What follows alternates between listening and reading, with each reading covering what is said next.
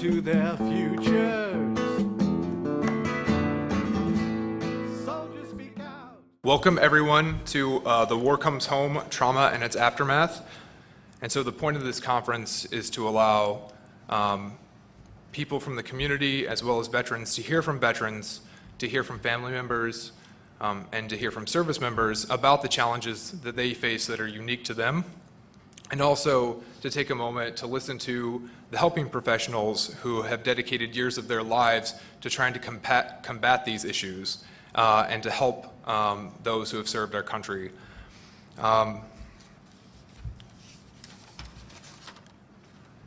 So I hope today will be a moment for all of us to sort of listen, to reflect, and sort of have a candid conversation about these issues, and to be very open about what we hear on stage.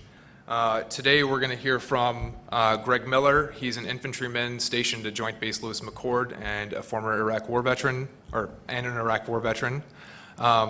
We have Lori Turner, whose son, Jacob Andrews, an Afghan war vet, committed suicide after what she refers to as a complete failure of the system.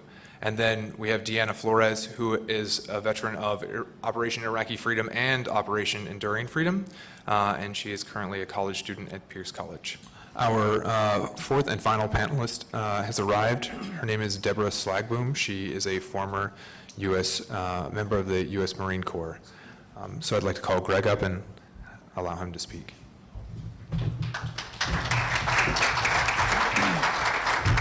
Hello, everybody.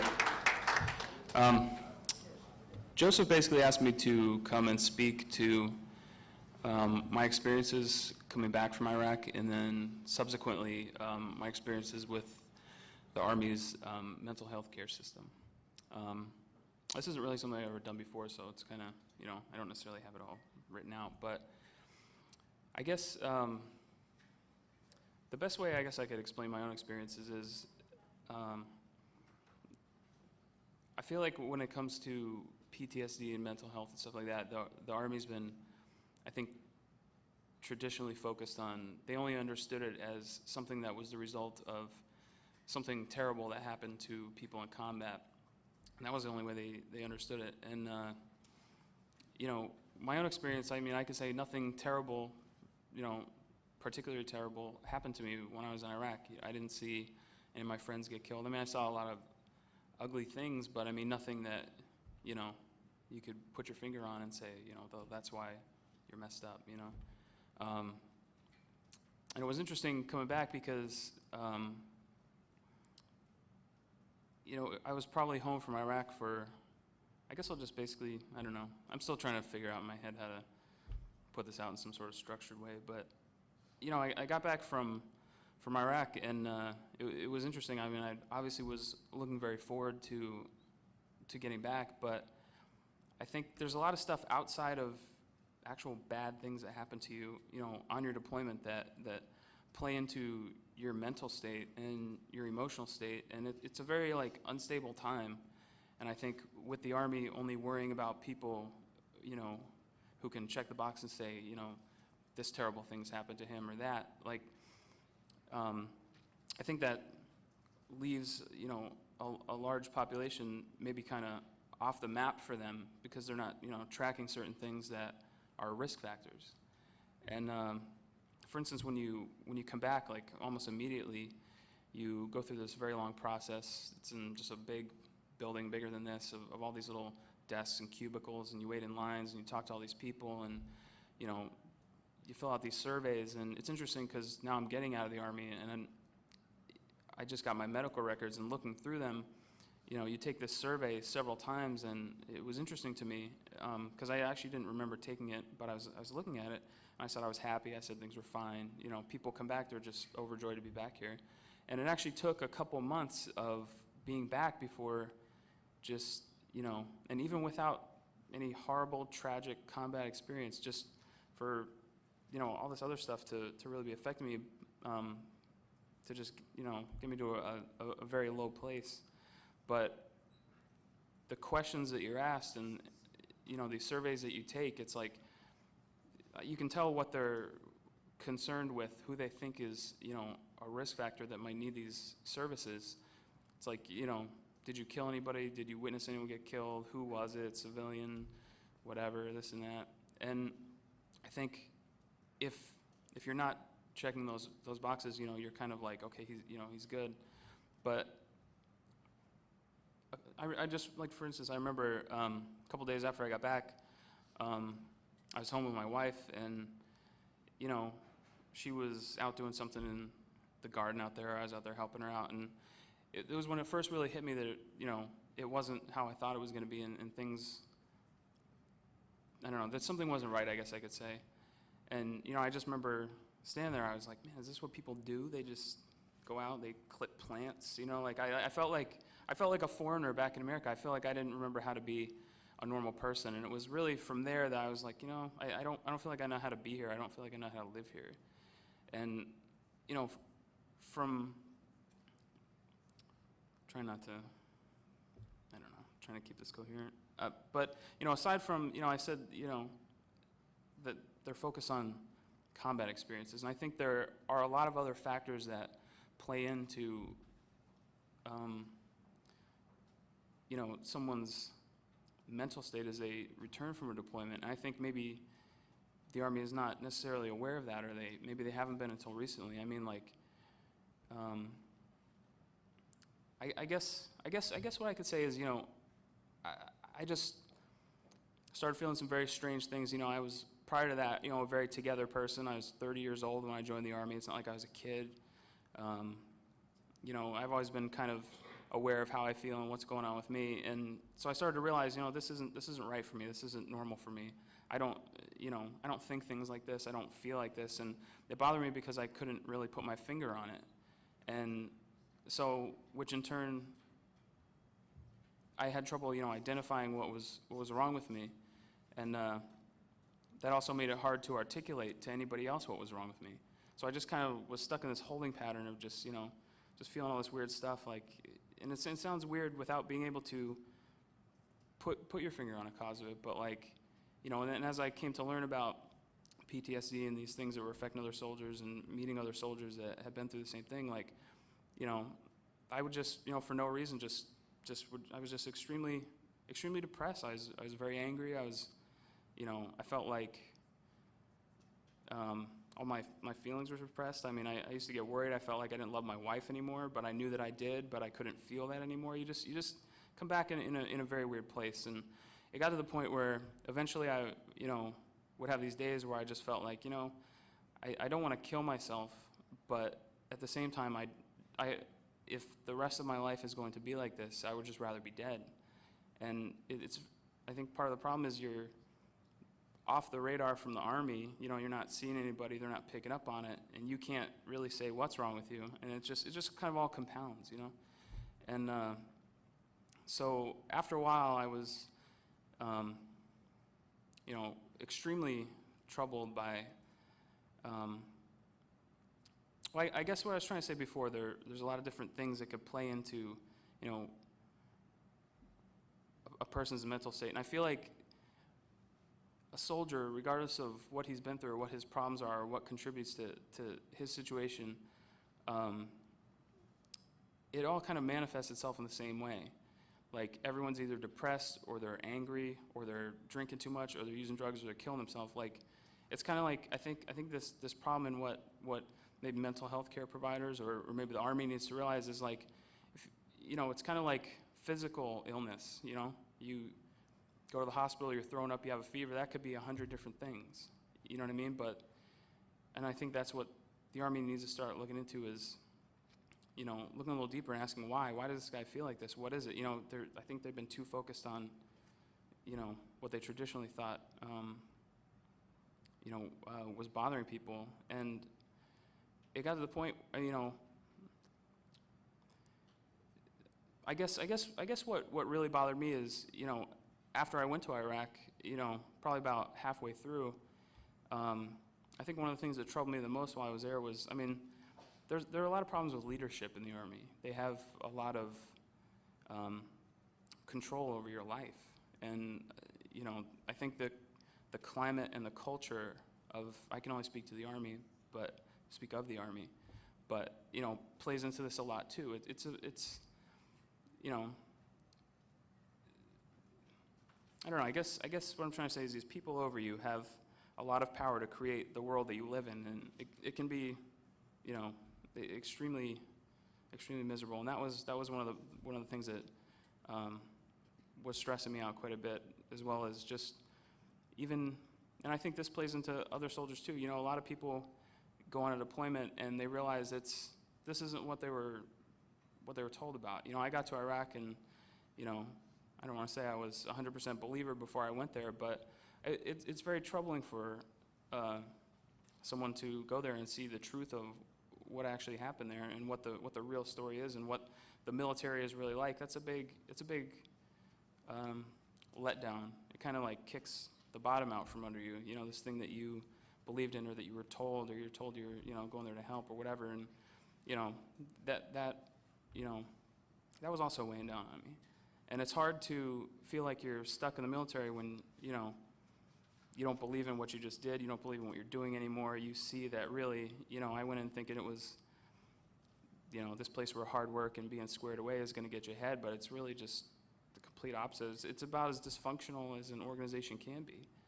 And it's not, you know, the hard part of it isn't anything that, you know, people might think is hard.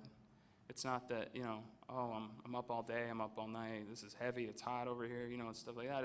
It's all these things that don't have to be. You know, I feel like the Army kind of takes what could probably be one of the best jobs in the country and they turn into this, you know, thing with just all these, you know, toxic leaders and, you know, racism, sexism, you know, all that stuff. And, you know, I know it hit me pretty hard when I realized what Iraq was about and what the military was about, but I guess what I'm trying to say is I've realized personally that there are a lot of things that contribute to getting somebody to a very low place. And, you know, being in the military can feel very like you're trapped.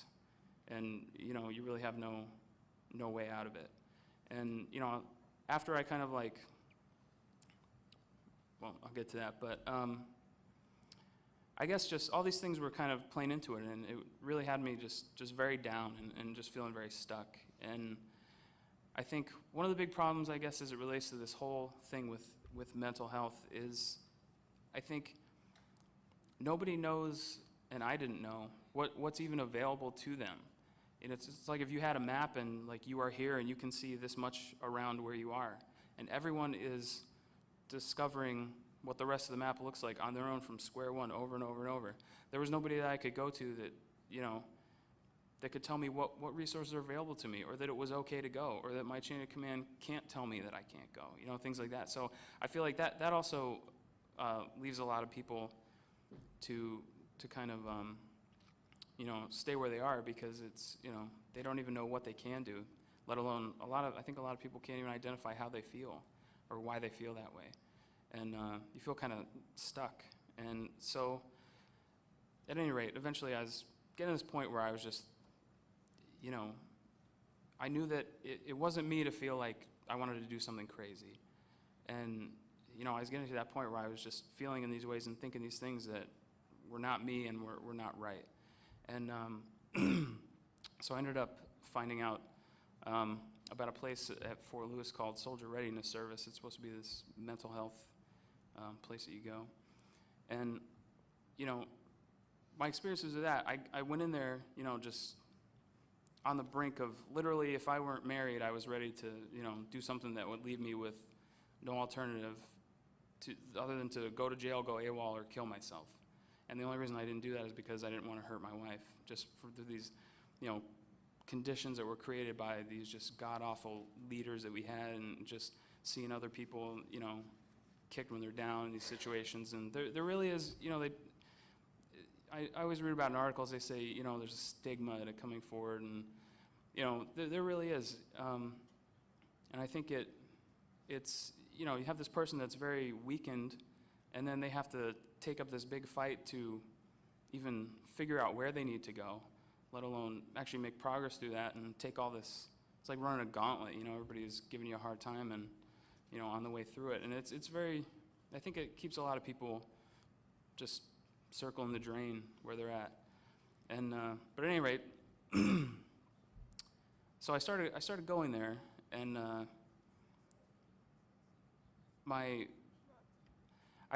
was extremely disappointed to find that my experiences at Soldier Readiness Service, it was a lot of like, the first person that I talked to there, I felt like they were looking at me like something that they learned about in college. Like, they weren't really, you know, hearing what I was saying or understanding where I was coming from, and you know, it was basically, my first couple experiences with that were, it was basically like, you know, they listen to everything that you have to say and then hand you some literature about how to take deep breaths. And I'm like, I'm going crazy over here. You know what I mean? Like, I need a solution. I don't need to be made to feel better about this. I need, like, you know, I need a solution to this. I need something that's going to get me to a better place. And that was my experience throughout the first couple months of trying to deal with them. You know, it was just like, you know, hey, here's your help. You know, here's your help. Thanks for coming in. You know, and it was very frustrating, very insulting to go there, and, you know, it was hard enough for me to even figure out that that was the place I needed to go. You know, I probably told my entire life story to about 20 different people going through that process I was telling you about, you know, to finally where, you know, I got to the point where I was like, are you the person I need to talk to? Are you going to be able to help me? You know, or are you just going to make an appointment for me to go see somebody else, or, you know, fill something out? So I think part of the problem with all this is people don't even know what's open to them. They don't know what their resources are. They are afraid to even seek them out. I mean, because really it makes your life more difficult. You know, people either give you a hard time about it, or, you know, I don't know. They have a lot of control over you, and you're going to do this thing that's going to put you on the map for them now. Oh, this guy's going over here. He's talking to them. You know, something's wrong with him, and it just I don't know. It actually drove me crazier trying to deal with these people and try to explain to them what was wrong, and that I needed, you know, not to be talked to about it, but I needed something to happen. I needed to get myself right, back to how I used to be. And eventually I got very frustrated with it, and I had heard about Coffee Strong, which I think Joseph mentioned, which is a coffee shop right outside of Fort Lewis, with a lot of different services and stuff like that for veterans. You know, I heard a little bit about it, and finally one day I just walked in there, and there was somebody in there, and I started explaining to him, and you know, I was very frustrated. I honestly felt like I was about to cry. It was just like, I can't, you know, I know exactly what I'm trying to say to somebody, but no one's hearing it. No one believes me, you know, all this other stuff. And, you know, it was very interesting because he was just like, you know, dude, I get it. I was in the infantry too. And he talked to me for a little while and put me in touch with somebody else. And he was like, look, this is how he pretty much provided that map of how the Army's mental health care system works. And so basically you have to go back and keep going back until you find a doctor, you know, demand somebody that is legit, that cares about their job, that knows what they're doing, that's not trying to just, you know, shine you on with a handout. And I don't know, I guess what I think is most important to have be known out of all this jumble here is that I think the problem, you know, that I'm seeing in other soldiers, once I sort of like got my bearings, I started, you know, seeing this in other soldiers and trying to direct them to these same resources and kind of trying to get an idea of what their situation is. And I think it involves a lot of factors that the Army is not aware of, and a lot of them are related to the Army or things that the Army permits them to do. You know, like I see, you know, you're not going to be able to take the burdens of military service and go into a war and put them on some 19-year-old who got married and ruined his credit and had too many kids, all before deployment. You know what I mean? The Army is letting these kids, you know, create a very unstable family base for themselves. And this is something that I'm only mentioning because I see it, you know, very, very commonly among people I know. You know, they get in these very adult problems and create this mess for themselves, and then try to stack the problems of going on a deployment on top of that, and it's just draining from them the whole time. You know, I mean, that's a big one. That's something I think the Army doesn't look at, this personal and like financial responsibility. And, you know, you can't expect someone to be putting up with the Army when, you know, their family or financial situation is really pulling on them. And that's sort of like something that's never addressed by the Army. I don't know. I think I think the Army needs to broaden its understanding of what this is and realize that it's not necessarily related to combat. Like, just a quick for instance, I was reading the Army Times the other day, and it was very recently, and they put out information on suicides in 2011, and just on active duty, it says 164 soldiers killed themselves. What's interesting is, these suicides are just a JBLM, for instance. It runs the whole span. It's men, women, it's all ages, races, jobs, experience, deployments. Some people have a lot, some people have none. Like it says, of active duty soldiers, 33 had never deployed of these 164. 70 were NCOs, like sergeants, 12 are officers. I think the only common factor that these suicides have is that they are in the Army. These people are in the Army. And I think, like I said, the culture and the climate of the Army is a big, toxic contributing factor to what's going on with these people. I mean, that's what's happening. People are, willing to accept these very serious personal and professional consequences because, you can tell them all day, stand outside screaming in front of the building, what's going on with you, and it's just, I don't know, nobody's taking care of it. People aren't taking care of soldiers, so I think I'm out of time. Thank you, Greg. We're going to go a little bit out of order from what I had said earlier. We're going to go to Deborah, who's agreed to speak. Like I said before, she's a former member of the United States Marine Corps. So thank you very much, Deborah. I just have to agree with Greg. We kind of wander around and try to describe what actually happened to us, even if we never had anything happen to us. And people don't understand that the Army, the military, the Marine Corps, Navy, what have you, is an awful system. It's inept, it's broken, and it's broken because we go to war. And we go to war endlessly, unceasingly, and we only select a few people from the dredges of society to do it for us, because we're a nation that doesn't want to have to deal with the fact that we voted for a bunch of assholes. We're a nation that doesn't want to deal with the fact that we drive really nice cars, and the way that we support our lifestyle is by sending a bunch of people over there to make sure our interests are protected, by drafting the high schooler, by drafting the people from broken homes, by drafting the people that were homeless like myself, and taking them little more than the sum totals of Bible pages and the grain from which they were raised, and sending them overseas. I joined the military in 2008. I was hungry, I was homeless, I was living under a bridge.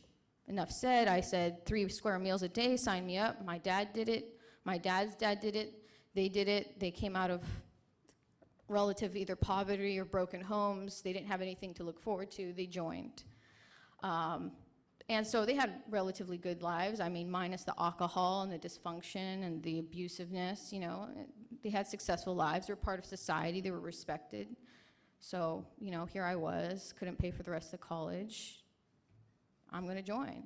I had to do something. I was winter in Oregon. There's no way I was gonna survive winter in Oregon under a bridge. So I joined. I just had this weird feeling the whole time I was there, like, this isn't really what I want to do, this isn't. Boot camp started getting just really weird sense. Like, why are they always warning us that we're going to be, the girls, they train us separately, why are they always warning us that we're going to be bed mattresses?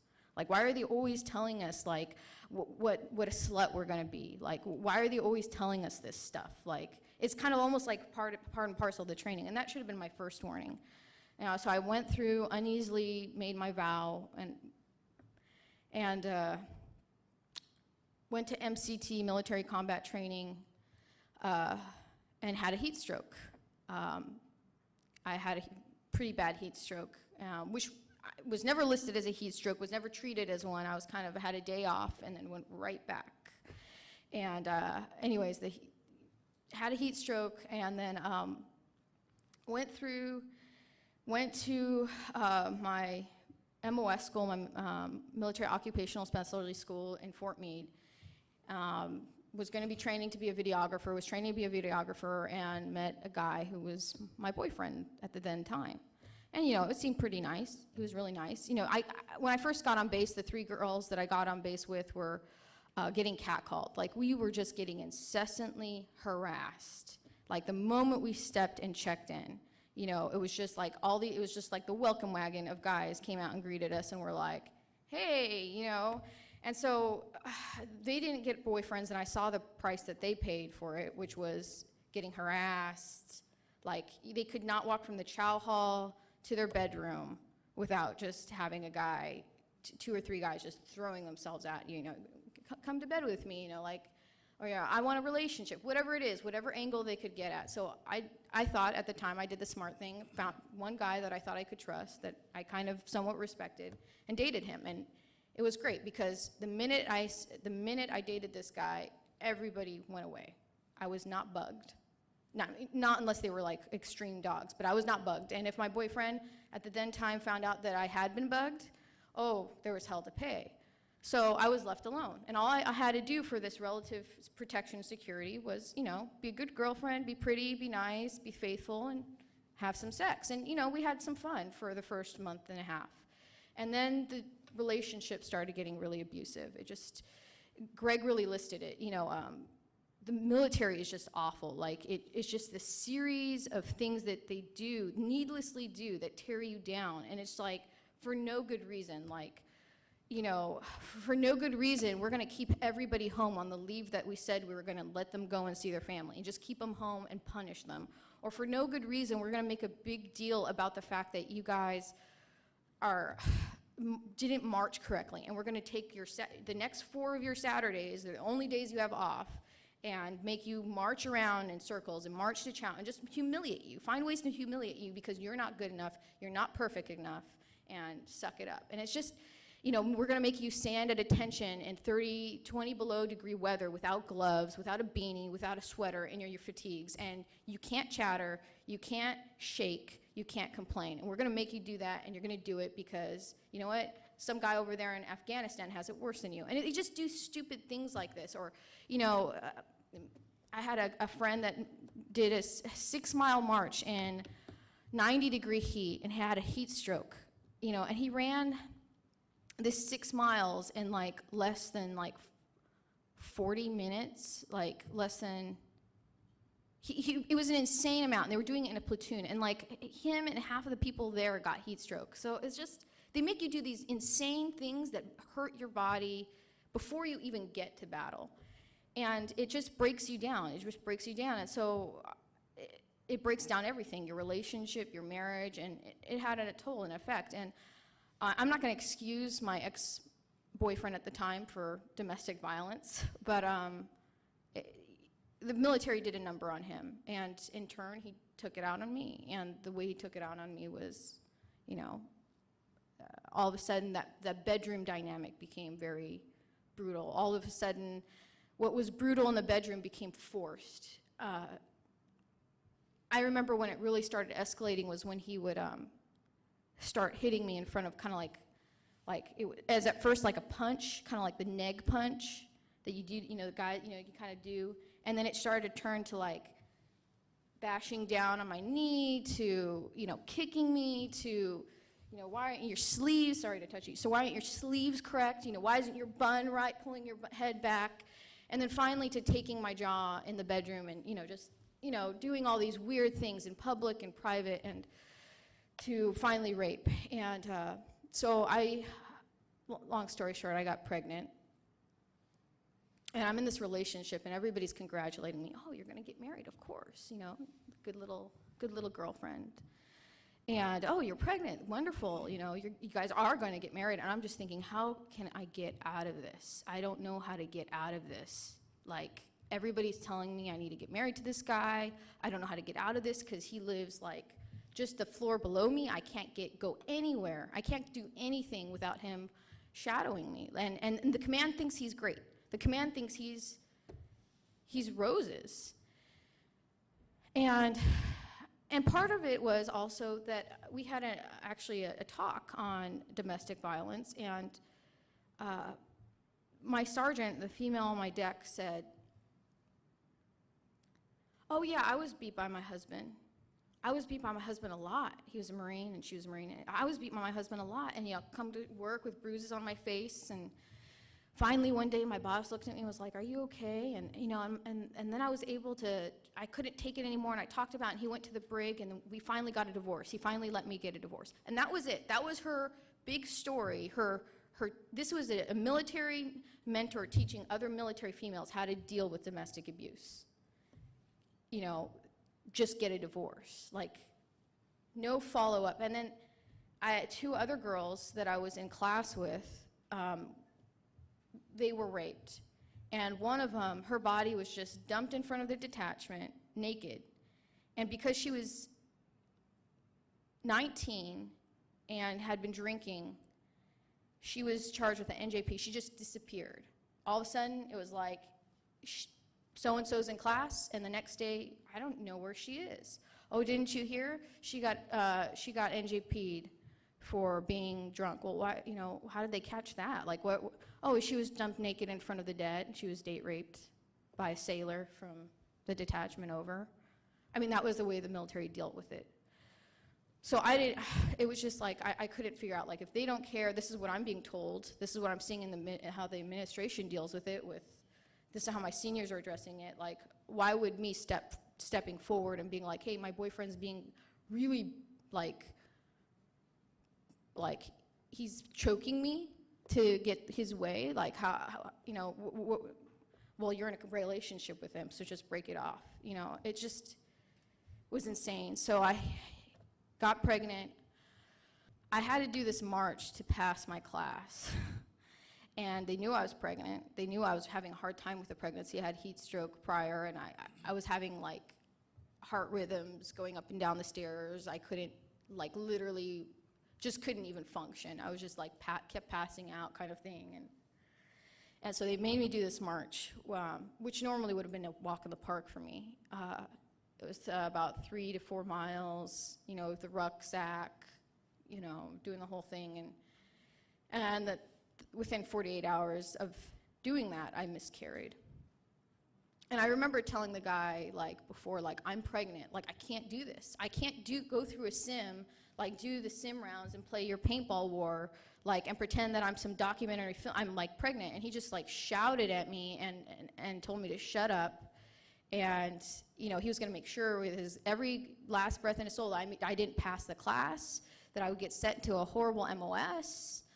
He was like, I don't care if you're pregnant. And, that's fair. I didn't join the military to get pregnant, but I also didn't join it to get raped, So anyways, 48 hours later, face down in my blood, taken to the civilian hospital.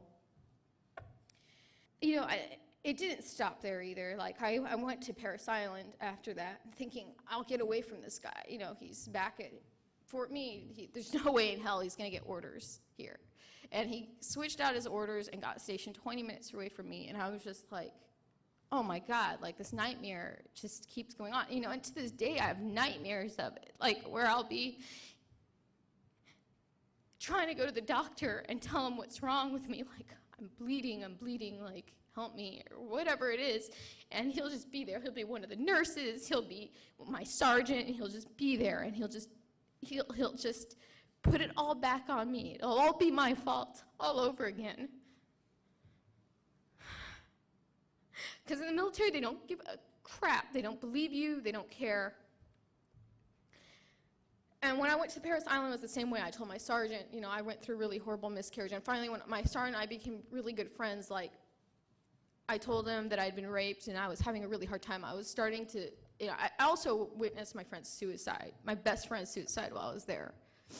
I got blamed for it because the command likes to shift blame. But that's a whole other story. So, I'd gone through all this stuff. And I'm not even 8 years old in the military. Like, I'm not even 8 months old, excuse me. I haven't even gone through a whole year. And I've already nearly died for my country. Like, I've seen my friend die for his country. Like, what the crap? We haven't even been to Iraq. We haven't even been on a pre-op yet. And I'm sorry. It just makes me so angry because I went there and I told my sergeant and I told him, I keep seeing myself strung up like wells. I keep seeing myself. I know where I would kill myself. I know what I would do.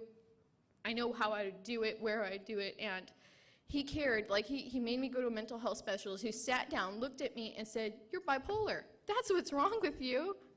Take some bipolar meds." And I just remember going, I don't want to go back there, because if I get diagnosed as bipolar, I'm going to get kicked out. I'm going to get kicked out. I won't be able to sit my duty shift, and people will make fun of me if I don't do my 24-hour duty shift because I'm bipolar. They'll make fun of me. I can't go to the range and shoot because I'm bipolar. They'll make fun of me because, you know, like, I will reflect in every way, and it will just make things worse. And, you know, I was working there, and I was getting harassed, physically harassed by one of my coworkers, who would slap me on my butt and tell me, you know, like, I really would love to, like, have sex with you in all these degrading, like, horribly degrading ways, and then dump you because you're white, because he was an African American. He'd just say these horribly degrading things to me. And finally, nobody would do anything about it. Like, he would say this in front of our corporals, and nobody would do anything about it. Finally, I went to his corporal and I was like, I am this close to taking my steel-toe boot and kicking it up his butt, and I will go to the brig, but I will make sure that he goes with me too, because I'm getting so mad. And he finally looks at me and he was like, "Oh no, we don't want any paperwork. I'll go speak to him.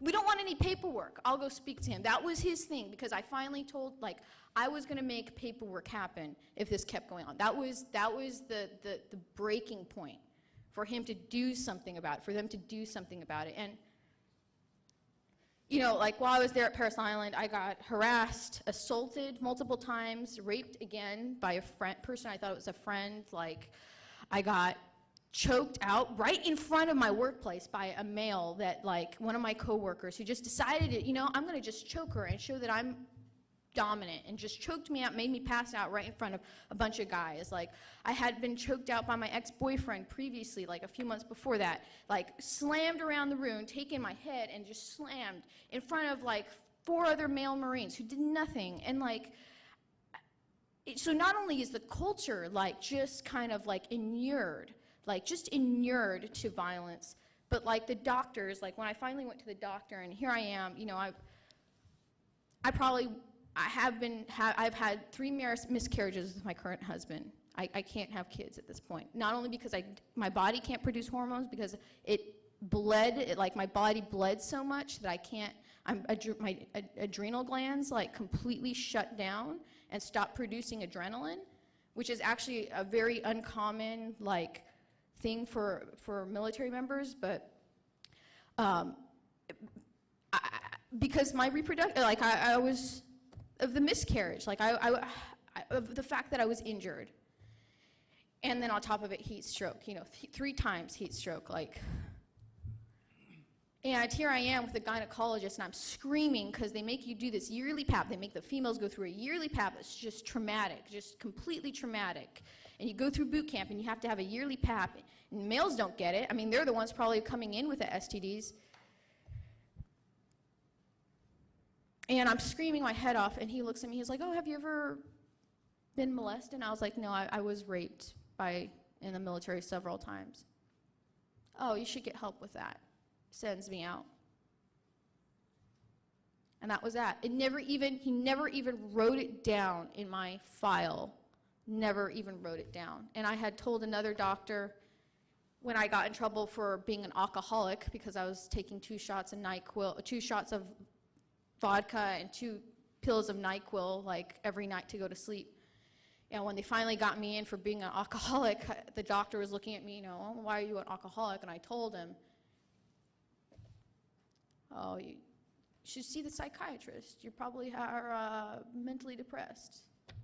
And that has been my experience with the military, to the point where I went AWOL, said, "I can't take this anymore." And even my father said, who was a Marine staff sergeant, very proud about it, said, "You should go AWOL." And I did, and I ended up in jail, came back.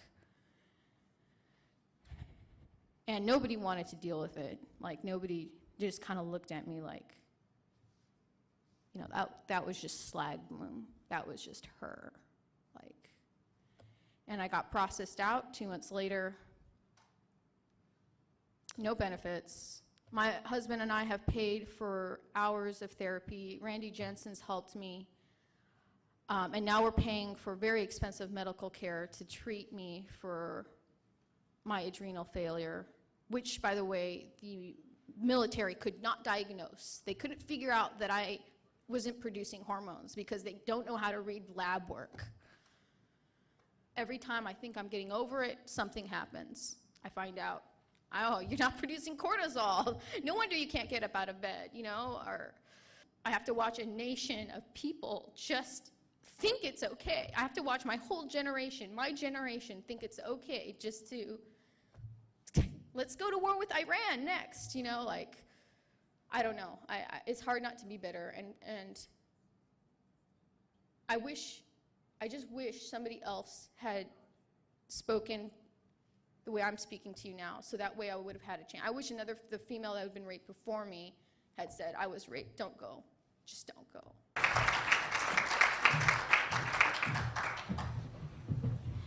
Just to start out, I was a military police officer for 7 years. I just got out in September of last year. I was part of the 101st 1st Brigade for about 5 years until I PCSed to Joint Base Lewis McChord, where I was part of the 504th MP Battalion, and I deployed with both groups. I'm just going to start. As soon as I stepped off the plane after my first deployment with the 101st, I could hear the cheering.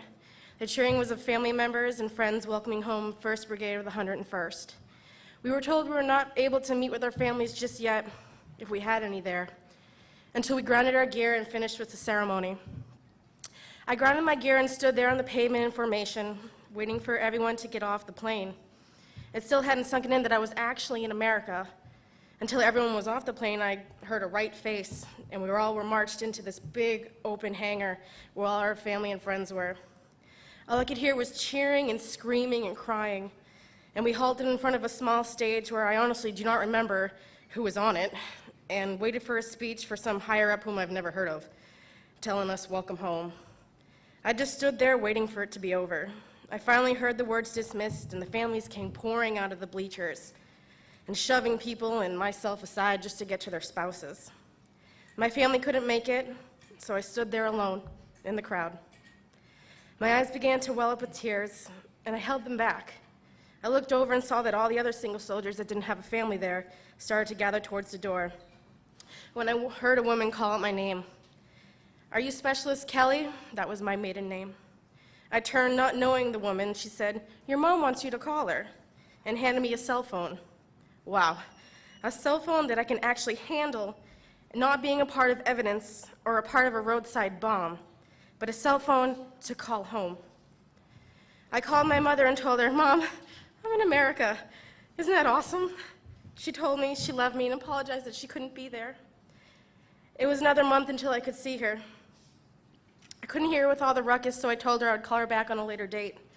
I turned and my friends had already left for the buses, so I stood there alone again, listening to the spouses and children crying tears of happiness or of fear because the children don't even know their own parents. I looked at the soldiers whose wives had left them during the deployment and cheated on them as they sulked and made their way to the buses. We were told to grab our gear, head back to the company to turn our weapons in. I must have stood in that line for about 2 hours, waiting to turn a weapon in. There were NVGs, night vision goggles that were missing, of course, so we had to wait another 3 hours until they were located. They were in the arms room the whole time. I guess someone forgot to check them in. So after that, we finally got to leave. There was a debriefing by our first sergeant, which I will touch upon later. I grabbed all my bags, got my room key to my barracks, and trekked the 1/4 mile alone to my barracks where it was located. My door had a "Welcome Home" sign on it. I opened the door to a bare, cold room. It didn't feel like home. There was nothing in there but 2 mattresses and some cabinetry. But hey, it wasn't a CHU, a combat housing unit, and it wasn't a bunker, and it had its own toilet with running potable water, and we didn't have to take the honeypots out to burn our own feces. So it was home to me. The first thing I did was drop all my bags and take a shower. I didn't have a shower curtain, so I used a poncho until I could get to the store and buy one. Best shower of my life. As I got on my first clean, non-bleach smelling water shower, I realized, oh God, I don't have any civilian clothes. Those were so conveniently packed in our B-bag packing list that we shipped out 1 month before. What was I going to wear? I didn't want to wear my uniform to the mall. I'll get made fun of. I got in PTs and walked outside, and I found a female NCO who was on Advon making sure we got into our rooms all right. "Kelly," she said, "why you got your damn PTs on, soldier? Aren't you tired of that stuff yet?" "Sergeant, I don't have any clothes. I don't have any civilian clothes. I got nothing." "Oh, you packed that in your B-bag, huh?" "Yes, Sergeant." "Hold on, I got a pair of jeans and a shirt you can wear in my room." It'd be another 2 weeks till we got our actual belongings from the Army that was packed up before we left. So I so graciously took the clothes and changed into them. I didn't have a car either. I was told to wait after the deployment to get one, since I was only with the unit for about 8 months before deploying. I walked outside looking for someone, anyone, to talk to, that had a car, to bring me to a mall, a shopping plaza, anything. I just wanted to live again. I saw a random group of people walking from the barracks to the parking lot. "Anyone going to the mall?" They all said yes, and I asked if I could tag along. I didn't even know these people. They just had a car, and I just wanted to shop. My first trip to the mall was amazing. I bought all the latest fashionable expensive clothes because all that money that I had was burning a hole in my pocket. I couldn't believe I was actually in a shopping mall, but I couldn't help to think in the back of my head, at any moment a mortar could drop on this place and we would all be killed. After the mall, there was a note on our barracks door that said, "Meet at a specific place tomorrow to start debriefing," and it started at 8 a.m. The next day, we all waited to reverse SRP, and we all looked around to see who didn't make it to that formation, who just decided to not come, who's gonna get in trouble, who are the people that are just so drunk that they're just not standing up straight. We all looked around for those people. Reverse SRP was death by PowerPoint. To sum up reverse SRP, it was ridiculous. I will now explain to you the proper Army way debriefing. This is going to get really insensitive and blunt, so I apologize, but this is what they told us. If you feel you're going to kill yourself, tell someone. If you feel your battle buddy is going to kill himself, tell someone. Don't kill your spouse, don't beat your dog, don't beat your kids. If you feel like you're going to beat your wife, here's a number you can call. But we all didn't have cell phones yet, so if you feel you're going to beat your wife, dogs, kids, neighbor's wife, dogs, rabbit, what have you, please come on post and tell your staff duty NCOIC. Here are all your emergency numbers. Here are some things to do around posts. Practice safe sex. Don't sleep with your battle buddy's wife or husband, or dogs, what have you. Don't drink and drive. Call staff duty if you get too drunk to drive. Don't grill indoors. Don't drink and boat. If you're going to drink, go in numbers. Don't go by yourself. If you get in a fight, you better win.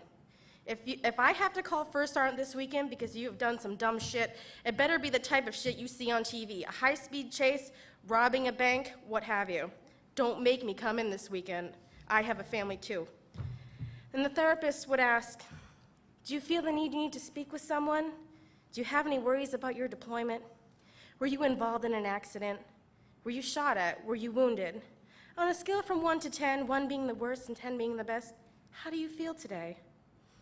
Did you see any dead enemy soldiers?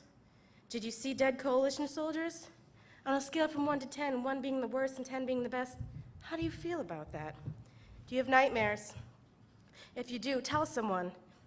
On a scale from 1 to 10, with 1 being the worst and 10 being the best, how angry are you today? During my deployment, I was called a fobbit, my first deployment. Those of you who don't know what a fobbit is, if you ever seen Lord of the Rings and you know the characters of hobbits, they like to stay close to home. So since we operated on FOBs, forward operating bases, they so cleverly changed the people who do not go outside the wire, fobbits.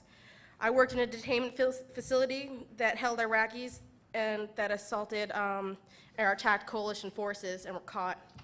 I attended to these terrorists and treated them like they were my own children.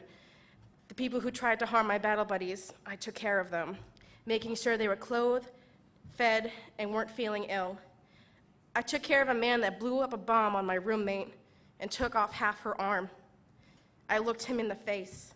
I listened to him cry after being interrogated because he knew he was going to prison and wanted me to feel bad for him because he had children. According to my unit, I ultimately didn't have the right to talk to a therapist because I had suffered PTSD from this. Because I didn't leave the fob the whole deployment, I didn't have a right to go see a therapist. Literally a year and 1 day later, I was on my second trip to Iraq. I was a driver most of the deployment, as well as working at a detainment facility for a little bit. This time it was a 15-month deployment. My mother had passed away in a horrific fire that was deemed to be a suicide in January 2008 during my deployment. I was devastated. I spent a month at home in the middle of my deployment contemplating to go back after the funeral. I decided to go back in fear of being made fun of by my peers because I couldn't hack the whole deployment. I feared what they would say, and I feared what they would say. I'm glad I went back because I met my now husband later on in that June of that year in Iraq. My unit didn't like the fact I was dating a combat engineer, so they made it hell for me to be able to hang out with him, but he was the only one who understood what was going on. So my second homecoming, I at least had someone to share it with. I learned my lesson from the last deployment and had my car waiting in a friend's backyard. The first thing my husband and I did was go grab a 30 rack at the shop at and began to drink. That's what you're supposed to do when you get back, party. I stayed the night at a friend's house. We weren't going anywhere near the barracks. It was too cold. It was awful. We just not want to be there. My now husband had a tough time adjusting to being in America. I was there when he had night sweats, had outbursts, had nightmares. When he woke up and forgot where he was, and when I woke up and forgot where I was there, obviously. When I got my car up and running my first time driving, I was constantly scanning the roads for trash that looked suspicious, potholes that could have IEDs in them, dead animals on the side of the road that had bombs in them. I got irritated when stuck in traffic because in Iraq people moved out of the way for us. I got antsy when passing a white four-door vehicle parked on the side of the road, since that's what the Iraqis prominently drove, and usually a cheap VBID, a vehicle-borne IED. I tended to swerve under bridges because there might be a guy with a bomb on the other side waiting for me to come out the same spot I passed underneath. I missed my mom. I couldn't call her and tell her I was home because she was dead. I felt like it was my fault because I was deployed. I felt like I broke her heart. I started to sink into a depression. Paranoia set in, and so did those flashbacks that they all talk about. Passing an alleyway made my heart skip a beat and flashed to the time my team leader got shot on a walking patrol. Driving through a choke point had me on the edge of my seat. My husband's flashbacks were scary in the middle of the night, but I understood. I was going through the same thing, so I didn't let it bother me. I tried to block it out and shoved all that stuff in the back of my mind. I never had to handle the dead bodies, but my husband did, and since he was a combat engineer, he was the one who had to pick up all the pieces of what happens when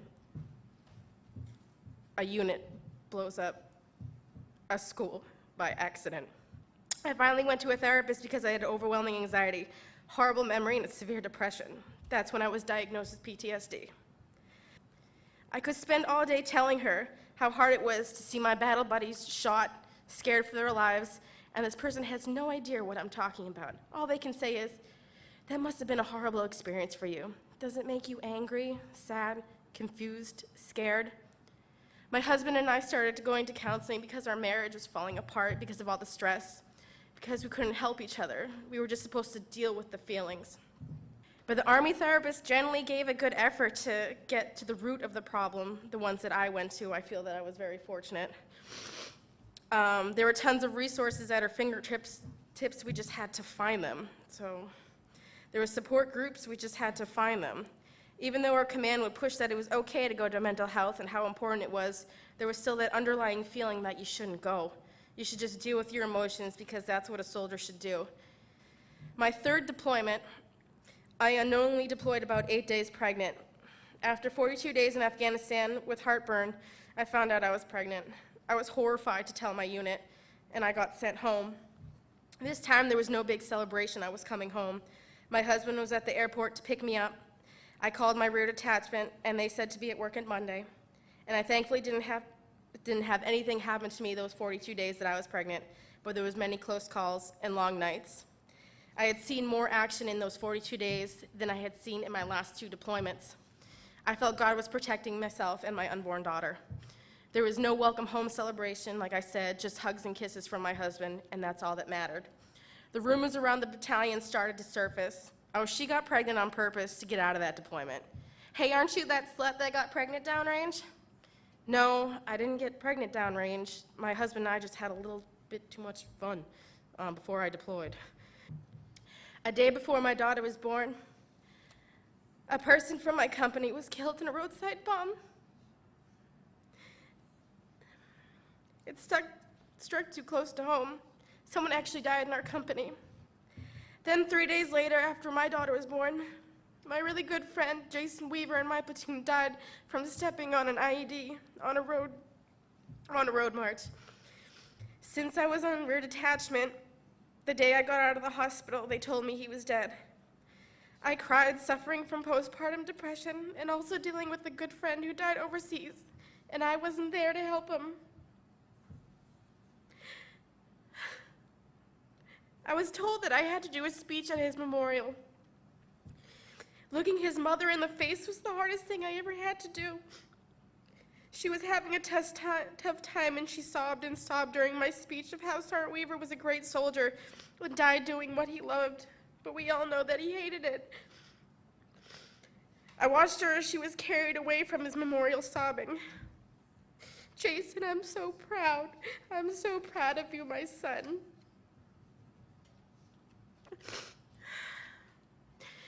I looked back and realized a lot of my memories of the deployments are fading each day, that I ignore it. I am only speaking about the negatives I had realized, but I would like to touch up on the positives. Being home on American soil was a dream. There were many Army resources we could reach out to make our homecoming a little bit more bearable. It really makes you appreciate the regular and routine days of your life. If I hadn't been deployed, I would have never seen a third world country. How blessed us Americans really are. I would have never learned Arabic, would have never learned to appreciate those little things like cable or feeling safe in your home when you lock the door, kissing your children at night. The fact that you know you just went through all those hard times for a country you love because that's what you signed up for, to fight and protect a country that is so amazing. Without the Army, I wouldn't have grown up as fast as I did. I wouldn't be here telling you all my experiences, how it taught me discipline and respect, which a lot of people are lacking these days. How I can say that I did that. I have driven on a road with 4 known bombs on it and they all didn't go off. Who can say that? How I am the 1% of the population nowadays that are making a difference in the world, because no one else has the balls to do it. Whether it be one deployment at a time or one day at a time, there's a sense of camaraderie when you speak with someone who has experienced the same or more than you. There was a good feeling when the Iraqi people looked towards us and said, "Shukran, thank you for being here." And when we offered them water, the smile on their face because they had no clean water. Or the look on the children's face when you threw them candy. It made me appreciate home that much more. All the bad times and bad thoughts and bad outbursts aside and the PTSD, am I glad I went through it all? Yes and no. Yes, because I did what I said I was going to do to serve and protect my country. And no, because of the families I have seen torn apart because of it. I am only human. In closing, my thoughts are with my fallen battle buddies. I really miss them. But also my thoughts are on a brighter and safer future for our children and our children's children. All countries don't have freedom like we do, but we can sure as hell try and help them achieve it. Thank you.